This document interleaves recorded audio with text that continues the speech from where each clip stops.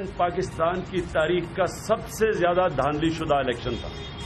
इस इलेक्शन में सबसे ज्यादा धांधली हुई है, जिसमें इलेक्शन कमीशन भी मुलव्वस थी। ये अदलिया ने और इलेक्शन कमीशन ने मिलकर ये गेम खेली है। चीफ जस्टिस का रोल था, इसके ऊपर पूरी इन्वेस्टिगेशन होनी चाहिए। आरओज जो रिटर्निंग जुडिशियल ऑफिसर्स थे वो भी मुलव्वस थे। पाकिस्तान पीपल्स पार्टी से तो हर इलेक्शन में धांधली होती है, हर इलेक्शन में हमारा मैंडेट हमसे छीना जाता है। हमसे धांधली हुई, हमसे हाथ हो गया, हमसे धांधली हुई, हमसे हाथ हो गया, हमसे धांधली हुई, हमसे हाथ हो गया। सबसे ज्यादा धांधली जो है ये हमारे हलकों में हुई।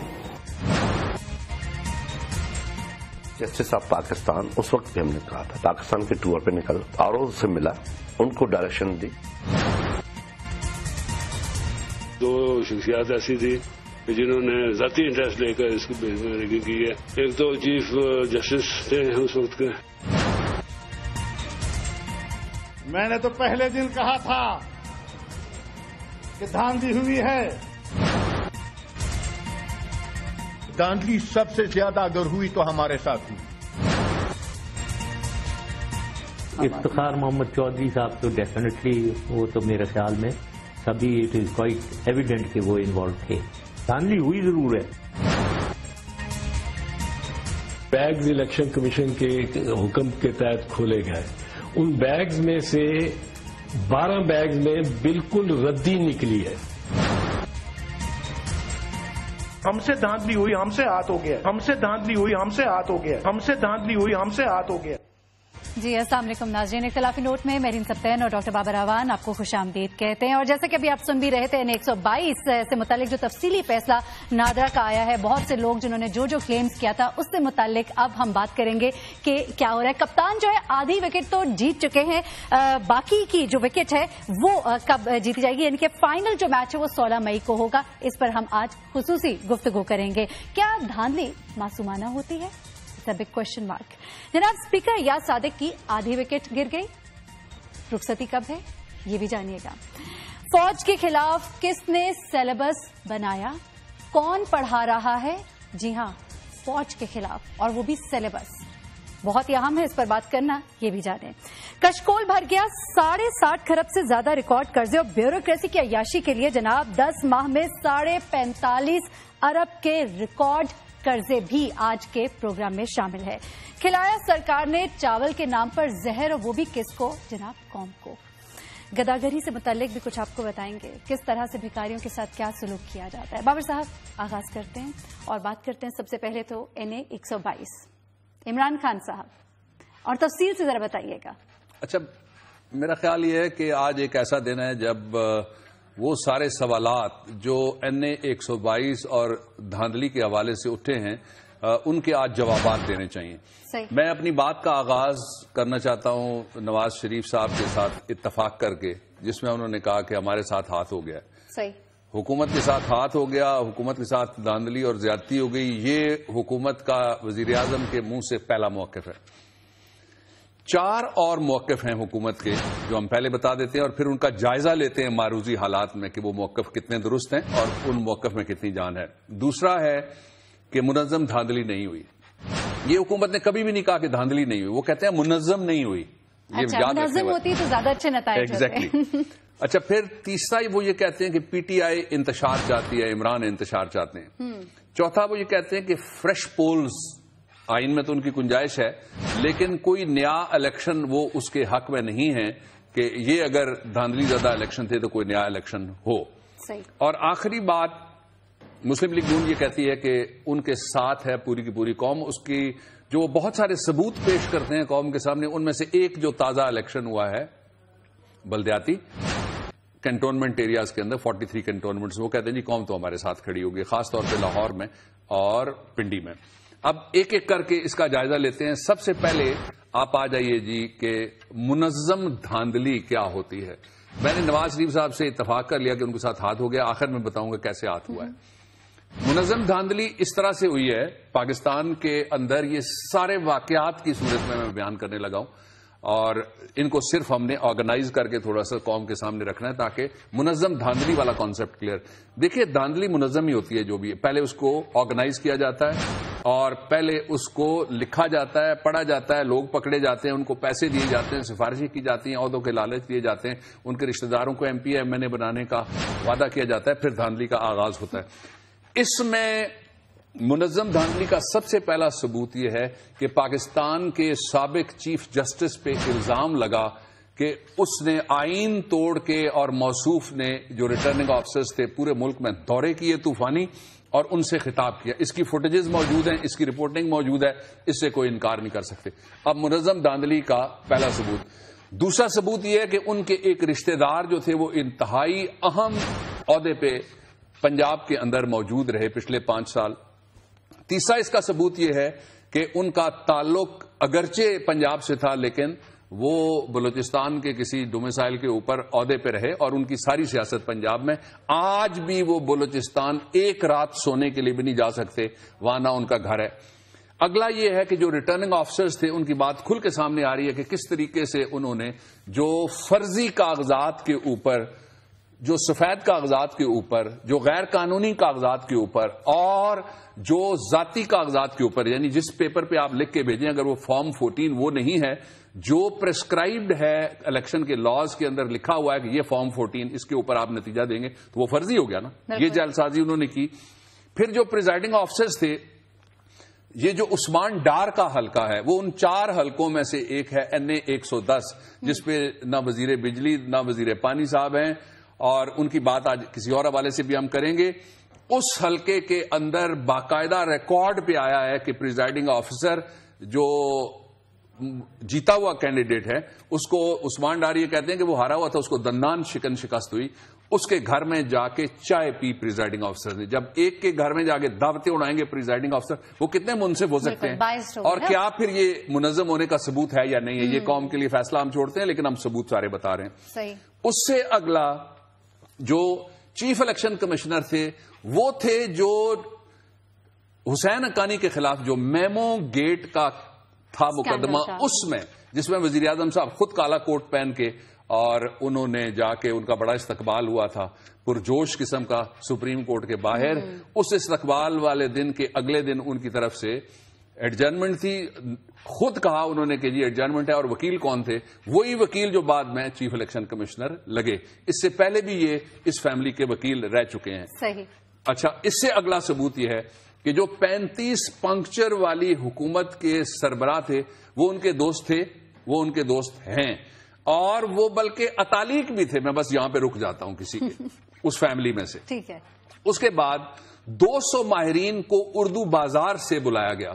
یہ 200 ماہرین جن کو بلایا گیا، الیکشن کمیشن آف پاکستان کا جو ایک عہدیدار ہے اس نے یہ جرا کے دوران ابھی دھاندلی کمیشن کے سامنے یہ بات تسلیم کی ہے. یہ ایڈمیٹڈ پوزیشن میں ساری بیان کر رہا ہوں، میں اپنے پاس سے کوئی بات نہیں کہوں گا، اس لیے کہ ایک حکومت کا موقف ہے جو آغاز میں ہم نے سامنے رکھا ہے، اس موقف کو اب حقائق کی روشنی میں ہم قوم کے سامنے پرکھ رہے ہیں. اس سے اگلا یہ ہے کہ جو بیلٹ پیپرز تھے وہ ڈبل چھاپے گئے. جو بات مانی گئی اتنے ہونے چاہیے نا. جی ہاں، ڈبل چھاپے گئے. اور ڈبل کس طرح سے چھاپے گئے؟ ایک تو وہ جو سرکار نے چھاپے تھے، ایک وہ جو غیر سرکاری طور پہ چھاپے گئے. پہلے یہ انکار کرتے رہے 2 سال عمران صاحب درست نہیں کہتے، اور حکومت کہہ رہی تھی کہ ہم درست کہتے ہیں، اور عمران صاحب رو عمران رو، ویسے ان کا رونا دھونا ہے. آج پتہ لگا کہ رو عمران رو کا نعرہ کتنا سچا وہ کہتے تھے، اس لیے کہ ان کو پتا تھا کہ ہم نے الیکشن میں وہ کام کیا ہے. آج تو پاکستان کا پورا ووٹر رو رہا ہے، آج تو NA 122 رو رہا ہے، آج تو انصاف رو رہا ہے، آج قانون رو رہا ہے. آج الیکشن کمیشن کو بھی رونا چاہیے قوم کے ساتھ مل کے کہ اس طرح کا الیکشن ہوا ہے. بالکل صحیح. اچھا، اس کے علاوہ اگلی بات یہ تھی کہ یہ گھریلو بیلٹ پیپر تھے نا، ڈومیسٹکلی ان کو ارینج کیا گیا. آج جو آخری بات میں آپ کو یہ 8واں اس کے انالیسس کے لیے جو ثبوت میں قوم کے سامنے رکھنا چاہتا ہوں، یہ بھی دھاندلی کمیشن کے سامنے آیا ہے. دھاندلی کمیشن میں جو انور صاحب ہیں اس وقت کے جو چیف الیکشن کمشنر تھے صوبہ پنجاب کے اندر، اور صوبہ پنجاب کو معمولی جگہ نہیں ہے الیکشن کے اعتبار سے، اس لیے کہ 172 سیٹوں پہ قومی اسمبلی کی بنتا ہے. وزیر اعظم پنجاب میں خواتین کی سیٹیں ملا کے 188 سیٹیں، یعنی صرف جو پنجاب جیت گیا سمجھے وہ وزیر اعظم بن گیا. اسی لیے تو نواز شریف صاحب 11 بجے کھڑے ہو گئے تھے. انہوں نے کہا تھا کہ مجھے بھرپور مینڈیٹ دینا, جس کو اب عمران مشکوک کہتے ہیں, اور میں ان کے ساتھ ہوں اس معاملے میں, اس لیے کہ یہ مشکوک ہے ہی. یہ جس کا کام ہے نتیجہ اس کے دینے سے پہلے اگر جو کنٹینڈرز ہیں, جو جیتنے والے ہارنے. ڈیوڈ کیمرون نے تو ایسا کام کوئی نہیں کیا. صحیح. بڑی دھاندلی ہوئی تھی جارج بش کے الیکشن میں, اس کے ابا کے دوستوں نے کی تھی. اس نے بھی ایسا کام نہیں کیا کہ الیکشن کمیشن کے اعلان سے پہلے خود ہی اپنے آپ کو کہے کہ میں جیت گیا ہوں. اب جو آخری بات ہے وہ یہ ہے کہ 30% فالتو بیلٹ پیپر چھاپنا, یہ جو اس وقت کا چیف الیکشن کمشنر ہے پنجاب کا, اس نے دھاندلی کمیشن میں تسلیم کیا ہے بیان دے کے. اب اس ساری دھاندلی کے سارے ثبوت جو میں نے آپ کے سامنے ابھی بیان کیے واقعات کے اندر موجود ہیں. کیا یہ معصومانہ دھاندلی؟ میڈم میں آپ سے سوال کرنے لگا ہوں, اس کو آپ کہیں گی آپ منظم دھاندلی کہیں گے؟ سوال یہ ہے کہ دھاندلی دھاندلی ہوتی ہے. جواب اس کا یہ ہے کہ دھاندلی دھاندلی ہوتی ہے, معصومانہ کبھی بھی نہیں ہوتی ہے. ہاں منظم نہیں ہوگی, وہ جو آپ نے شروع میں بات کی, کیونکہ اگر منظم ہوتی ہے تو ڈفرنس اور بھی زیادہ. اچھا بابر صاحب, ڈفرنس تقریباً 10,000 کا, 8,000 ٹھیک ہے, مطلب تقریباً میں نے کہا. تو یہ اگر دھاندلی نہ ہوتی تو پھر تو عمران خان صاحب کے ووٹ کافی زیادہ ہو جاتے. کیا ہوتا وہ میں بتا دیتا ہوں. بہت اچھا سوال کیا آپ نے. پھر کیا ہوتا اگر 8,000 کا یہ فرق سامنے رکھا جائے؟ تو آج جو فرینزک کی رپورٹ گئی ہے, فرینزک کے ایکسپرٹ عامر صاحب گئے ہیں اور جا کے انہوں نے جو الیکشن ٹریبونل کے اندر شہادت پیش کی ہے, اس سے پہلے کا میں آپ کو بتا دوں. یہ وہ شہادت تھی جس کو روکنے کے لیے طارق ملک کو ڈی جی نادرا کے عہدے سے ہٹایا گیا تھا. یہ وہ شہادت تھی جس کو روکنے کے لیے پچھلا ابھی جو نادرا کا چیئرمین تھا اس کو چینج کیا گیا تھا. لیکن یہ وہ شہادت ہے جس کو نیا چیئرمین بھی روک نہیں سکا, اس لیے کہ نادرا کے پاس اگر ریکارڈ درست نہیں ہے, اگر یہ حکومت آج کہتی ہے کہ نادرا کا ریکارڈ درست نہیں ہے, اگر اس کا موقف یہ ہوتا ہے اسپیکر نیشنل اسمبلی کا ٹریبونل کے سامنے کہ نادرا کا ریکارڈ درست نہیں ہے, تو پھر تو پاکستان کا ڈیٹا بیس ہی درست نہیں ہے. پھر تو ہمارے اسٹریٹجک بے شمار ایسٹس ان کے حوالے سے جو ہم کہتے ہیں سیکورٹی پیراڈائم میں ساری کی ساری جیپرڈائز ہوگی نا. پھر ہماری اکانومی جیپرڈائز ہوگی, پھر ہماری سینسز, پاپولیشن, پاکستان کی تعداد, آبادی, شناختی کارڈ, پاکستان کے پاسپورٹ, سارا کچھ جیپرڈائز ہو گیا نا. اس لیے یہ درست رپورٹ ہے بادی النظر میں. اچھا بابر صاحب, درست رپورٹ ہے اگر, تو پھر اب ایاز صادق صاحب کیا کریں گے؟ کیا استعفیٰ دیں گے یا وہ خواجہ سعد رفیق کی طرح اسے آگے مطلب کریں گے, سپریم کورٹ لے کے جائیں گے؟ آپ کمال کرتی ہیں, آپ لندن سمجھ رہی ہیں کہ الیکشن ہار گیا تو استعفیٰ دے کے گھر چلا گیا, پارٹی کی سربراہی سے استعفیٰ دے دیا. پاکستانی لیڈر ہیں بھائی, میرا سلطان کبھی چھوڑتا ہے محل کو؟ کوئی بھی نہیں چھوڑے گا. لیکن میں ذرا تھوڑا واپس لا کے آپ کو یہ جو بریک اپ ہے یہ قوم کے سامنے رکھنا بہت ضروری ہے. بریک اپ ہم نے تھوڑی سی قوم کے لیے کیا ہے, وہ میں آپ کے سامنے رکھتا ہوں.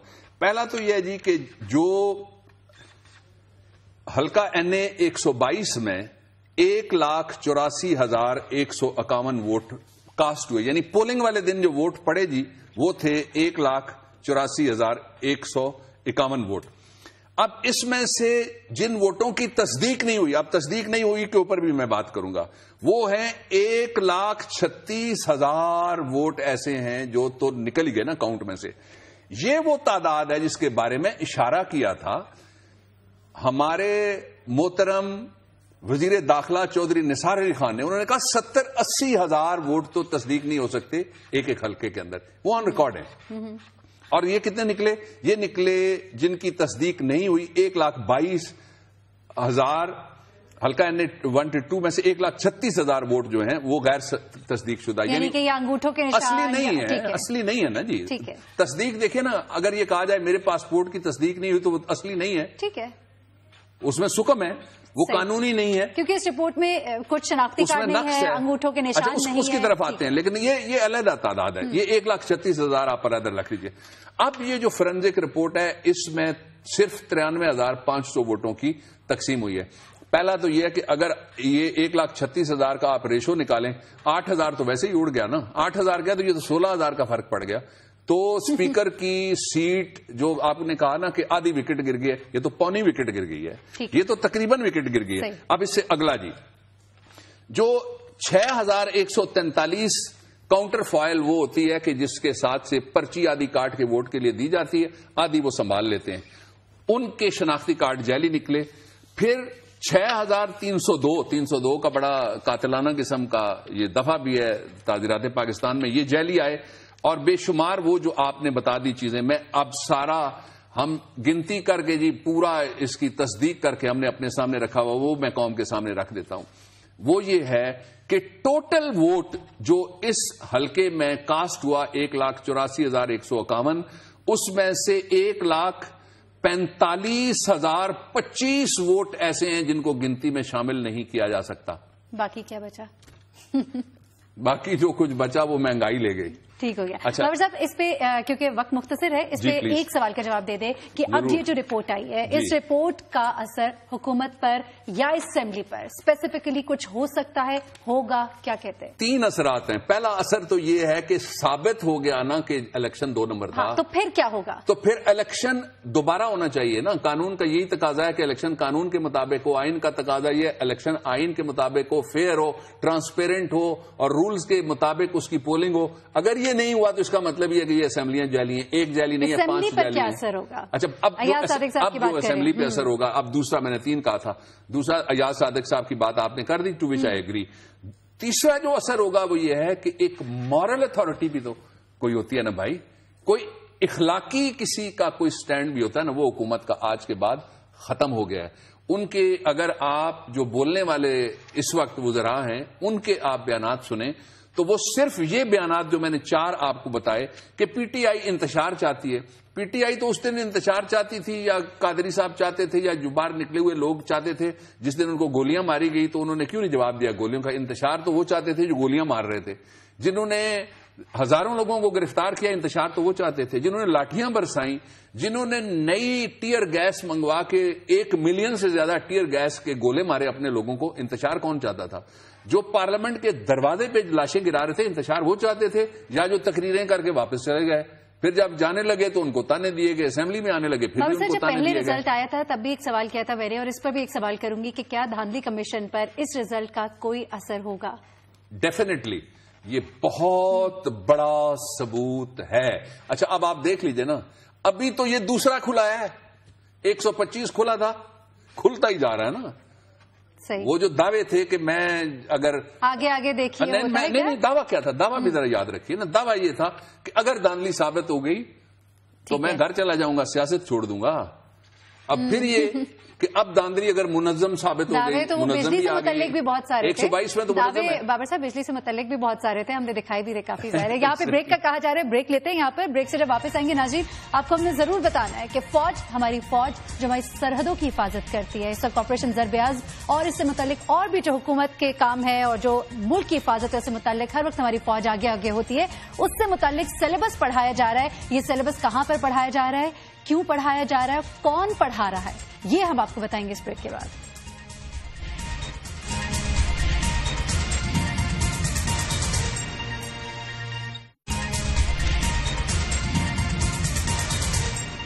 کانسٹیٹیوشن صرف فوج کے کردار پہ بات کرنے سے ہمیں منع نہیں کرتا، پر جب فوج جو اپنے کردار سے تجاوز کرتی ہے اس کی سزا بھی تجویز کرتا ہے. جب پاکستان کی فوج نے آزاد کشمیر میں جانے سے انکار کیا تھا تو یہ لشکر لے کے گئے، اور آج جو آزاد کشمیر آپ کے پاس ہے انہوں نے آزاد کروایا تھا. کوئی آزاد کمیشن جو ہے اس ملک کے نمائندوں کا اگر بٹھا دیں اور ان 5 جنگوں کی انکوائری کروائیں تو کسی بھی شخص میں ایک رتی بھر بھی جو سیلف ریسپیکٹ ہوگا تو اس کا سر جو ہے جھک جائے گا.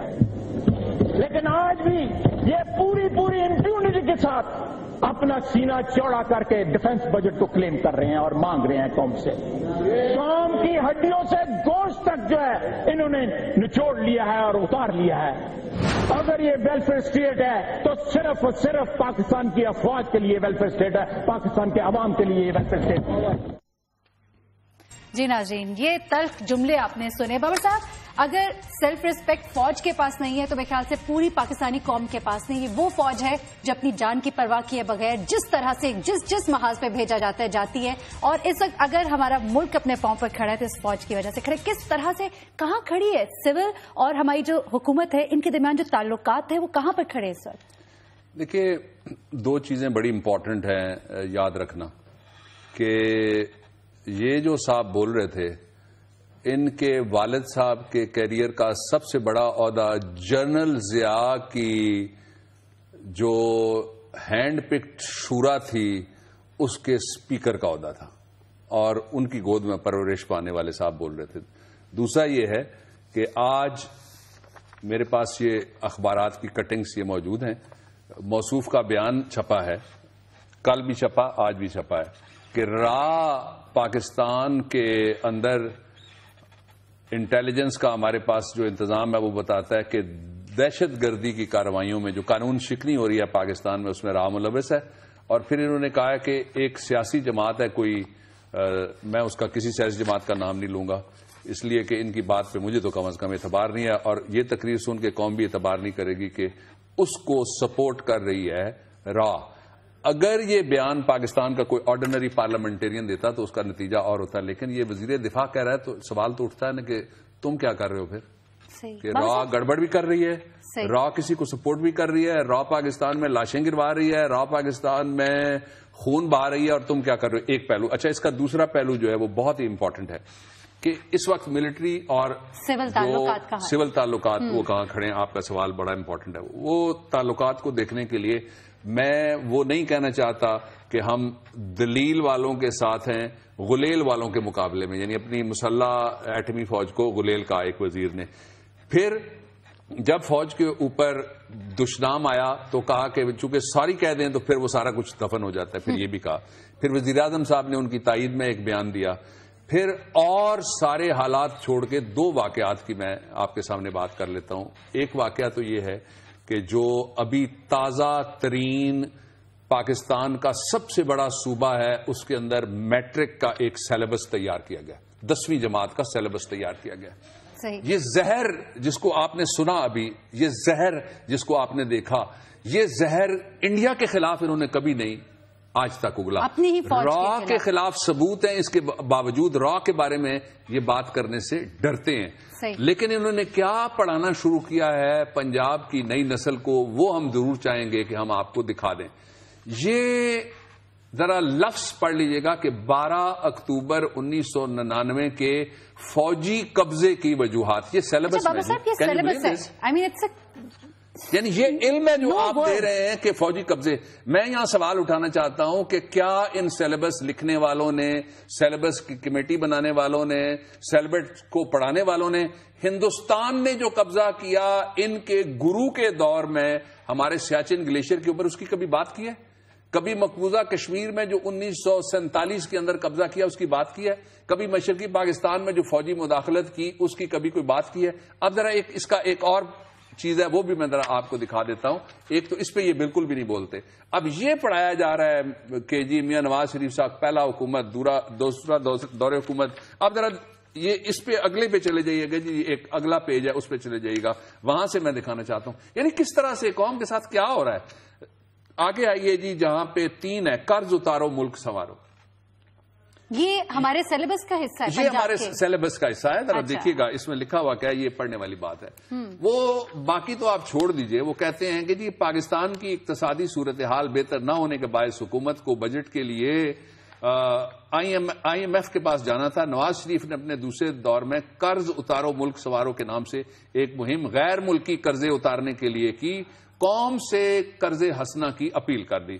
میاں نواز شریف کی اس اسکیم پر عوام نے اس مد میں تقریباً 17 ارب روپے جمع کرائے. نواز شریف صاحب سے اب میں تو نہیں پوچھ سکتا, یہ کوئی اٹھ کے متوالا ہی پوچھے کہ وہ قرض اتارو اور ملک سنوارو کی اسکیم کے پیسے گئے کہاں. اچھا, ایک پہلو یہ تھا یہاں تک کہ سیلیبس کس طرح کا پڑھایا جا رہا ہے اور پاکستان کے اندر کس طرح کی تقسیم پیدا کرنے کی سرکاری طور پہ سرکاری سرپرستی میں جو ہر وقت کہتے ہیں کہ ہم نے اس کا تحفظ کرنا ہے, وہ کیا کر رہے ہیں. یہ بابا صاحب یہ بات شرطی ہے کہ یہ جو بچے بڑے ہوں گے یہ نواز شریف صاحب سے محبت بہت کریں گے. کوئی شک نہیں اس میں, ہمیں بھی بڑی محبت ہے اور ہر کسی کو ہونی چاہیے. ہمارے ملک کے اندر سیلیبس میں بے نظیر انکم سپورٹ پروگرام بھی پڑھایا جا رہا ہے, باقی سب بھی بتایا جا رہا ہے. زبردست قسم کے لیڈر ہیں کہ ان سے تو سب کوئی دلی محبت ہے, لیکن ان کو کبھی ملتے نہیں ہے نا, وہ بہت دور ہوتے ہیں سارے ہی. ملیں تو پھر وہ محبت کا اظہار عوام کریں گے. جو دوسرا اس کا ایشو ہے وہ یہ ہے کہ کسی معاملے میں بھی جہاں پہ فوج کو اس سویلین گورنمنٹ کی ضرورت پڑی وہاں وہ ساتھ ان کے کھڑا ہونے کے لیے تیار نہیں ہے.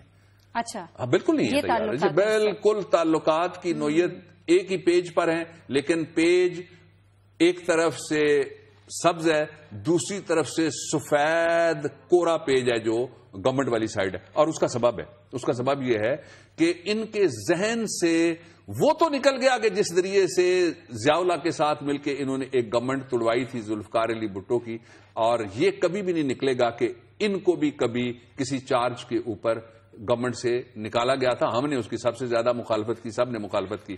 سوال یہ ہے کہ اگر آپ ایک طرف پاکستان کی سیکورٹی کے اوپر بولنے کے لیے بھی تیار نہیں ہے اور دوسری طرف آپ یہ زہر پھیلا رہے ہیں.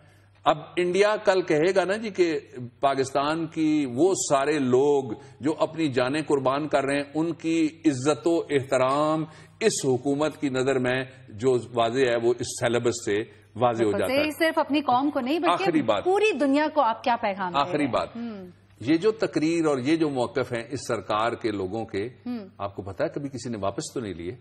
اچھا، یہ والے موقف کبھی واپس اس پہ معذرت بھی نہیں؟ معذرت بھی نہیں؟ اگلی معذرت تو لمبا لفظ ہے نا، میم عین زال رے تا مربوطہ بھی نہیں ہے، لمبا تا ہے، ٹھیک ہے معذرت.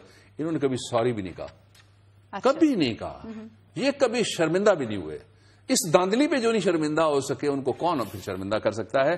یہ ایک ایسا دل دکھال دینے والا دل آزار کہ اس کا پتہ نہیں کون نوٹس لے گا. مجھے نہیں سمجھ آئی کہ کون نوٹس لے گا. چلیے ہم ان گڈ فیتھ اپنے پسندیدہ چیف منسٹر سے کہہ دیتے ہیں وہی نوٹس لے. اچھا بابا صاحب، وقت چونکہ ختم ہو گیا، مختصر سے بتا دیجئے جو قرضے ہیں، جو کشکول ہے ہمارا، جو کہ بالکل ہمارا بھر کے نہیں دیتا ہے، ہمیشہ وہ خالی کا خالی دکھتا ہے، تو یہ 60 خرب قرضے یہ سب دیکھیں اندرونی قرضے یہ بینکوں سے جو مانگا گیا ہے. پہلا تو یہ ہے کہ جو 10 مہینے گزرے ہیں کمرشل بینکوں سے، یہ فگرز ہیں اسٹیٹ بینک آف پاکستان کے، کمرشل بینکوں سے 305 ارب 84 کروڑ روپیہ اس حکومت نے قرضہ لیا. اور جو ریکارڈ توڑا ہے اس نے 60 خرب 34 ارب سے زیادہ مختلف اور قرضے انہوں نے مختلف سورسز سے پاکستان کے اندر سے پیدا کیے. ایک بات میں بتا دیتا ہوں اور قوم کے لیے آسان لفظوں میں سرکاری ادارے ان کی عیاشی کے لیے، بیوروکریسی کی عیاشی کے لیے، اور بیوروکریسی کے علاوہ کارپوریشن ہیں سرکاری جہاں پہ بیوروکریٹس بیٹھے ہوئے ہیں اور ان کے چاہنے والے بھی بیٹھے ہوئے ہیں. ان نے اپنی علیحدہ سے جو قرضہ انہوں نے لیا ہے وہ بھی اسٹیٹ بینک آف پاکستان کی فگر ہے میرے سامنے، 5 خرب 80 ارب 7 کروڑ 80 لاکھ روپے کا. اور یہ جو کمرشل بینکوں سے قرضے لیے جاتے ہیں نا، یہ مہنگے قرضے لیے جاتے ہیں. ویسے اگر قرضے پہ 7% ہمیں دینا پڑتا ہے تو اس کو 27% کہتے ہیں کہ دے دو. اور پھر آپ نے دیکھا نا چاول کیا کھلائے گئے ہمیں. لیکن صحیح سوال یہ ہے کہ یہ کشکول بھریں گے کب، اور اگر کچھ آ رہا ہے تو اس کا فائدہ کیوں نہیں ہو رہا؟ ناظرین یہاں پہ بریک لیتے ہیں. گداگری سے متعلق آپ کو ضرور بتائیں گے اور ساتھ ہی ساتھ آپ کو بتائیں گے کہ کس طرح سے وہ چاول جو زہر تھے عوام کو کھلائے گئے. اصل کہانی جاننے کا بریک کے بعد.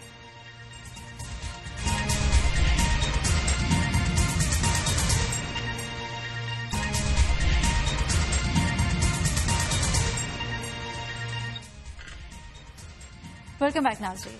سڑک پر آتے جاتے ہم بہت سے ایسے بھکاری دیکھتے ہیں جن کو دیکھ کر ترس بھی بہت آتا ہے، دل پریشان بھی بہت ہوتا ہے. سب سے پہلے اس کی ہم نے ضرور بات کرنی. بابر صاحب، یہ گداگری اداکاری سے کاروبار تک، اس پر ذرا دونوں کا مکسچر ہے. میرے ایک عزیز ہیں، وکیل ہیں، ینگ ہیں، انہوں نے ایک بات کی. کسی جگہ ہم نے دیکھا اسی طرح کا ایک آدمی، ہم پھر گزر گئے. 7 گھنٹے بعد اس سڑک سے جب ہم واپس آئے تو وہ دھوپ میں وہاں پہ بیٹھا ہوا. تو اس نے کہا یہ تو مجھ سے بھی زیادہ فٹ ہے. ٹھیک ہے، اس لیے ایکٹنگ زیادہ ہے. اور دینے کے لیے رسول محترم صلی اللہ علیہ وسلم جو مسافر ہو اس کو بھی دینا چاہیے، قیدی کو بھی دینا چاہیے، اور جو اپنے ہیں ان کو سب سے پہلے ابدا بمن تعول، ان سے شروع کرو جن کا نان نفقہ تمہارے ذمہ. یہ کمرشل وینچرز ہیں، یہ مافیاز ہیں، اور پولیس کی نگرانی میں آپ دیکھیے پولیس ساتھ کھڑی ہوتی ہے. قصوروار کون؟ قصوروار ریاست، اس لیے کہ جو ادارے ان کے لیے بنائے گئے ہیں وہاں ان کو پہنچایا جائے. پولیس والوں کے سامنے ہوتے ہیں؟ جی ہاں، سامنے نہیں ہوتے، ان کی نگرانی میں ہوتے ہیں. نگرانی میں ہوتے ہیں. چلے ٹھیک ہے. اچھا بابر صاحب، وہ چاولوں کا بھی ذرا بتائیے، کون سے چاول تھے؟ اچھا جی، یہ چاول ایسا تھا کہ جو بھیجا گیا تھا بیرون ملک اور عراق میں بھیجا گیا جہاں خوراک کی ضرورت تھی، اور فنگس زدہ چاول تھا. یہ ٹریڈنگ کارپوریشن نے 60 ملین میں خریدا تھا، اور پھر یہ کہا گیا جی کہ ہم وہاں بھیج رہے ہیں. یہ پچھلی گورنمنٹ سے بھی تھوڑا سا پہلے کی بات ہے. لیکن یہ چاول واپس آیا, اور یہ واپس آیا جب تو ٹریڈنگ کارپوریشن نے خرید کے پورے پاکستان کو یہ چاول زہریلا فنگس والا جو کھانے کے قابل نہیں ہے وہ کھلا دیا. اب بیماریاں ہیں, لوگوں کو کینسر ہے, لوگوں کے سروسز ہیں, مختلف قسم کے مختلف ڈس آرڈرز ہیں. اس کے اسباب کوئی نظام نہیں ہے کس طرح سے چیک کیا جائے جو چیز نظام ہے, فرصت ٹھیک ہے. اور بڑے کام صحیح. بابر صاحب, ہمارے پروگرام کا وقت مختصر, لیکن عوام کی آواز جو ہے وہ ہمیں ضرور پہنچانی ہوتی ہے. عوام ہی ہمیں یہاں بٹھاتے ہیں, عوام ہی سب کو چلاتے ہیں.